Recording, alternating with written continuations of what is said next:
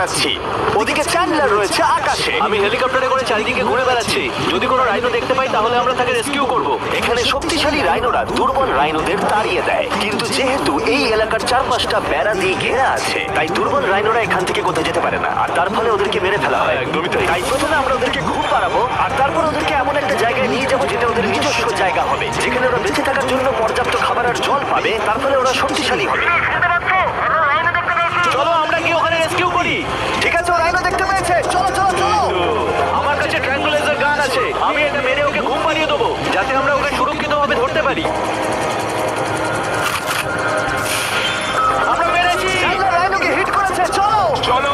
একটা রাইনো ঘুমিয়ে পড়েছে। পরেরটা দেখি। Chandler, good shot. প্রথমেই আমরা ওর অ্যান্টি পোচিং কলারটা খুলে নেব, আর সেটা এইভাবে হবে। এই কলারটা রাইনোর স্পিড ট্র্যাক করে, আর এর ফলে ও স্থানীয় জায়গাতেই থেকে যায়। যদি হঠাৎ রাইনো খোলামেলা জায়গায় দৌড়তে শুরু করে, যখন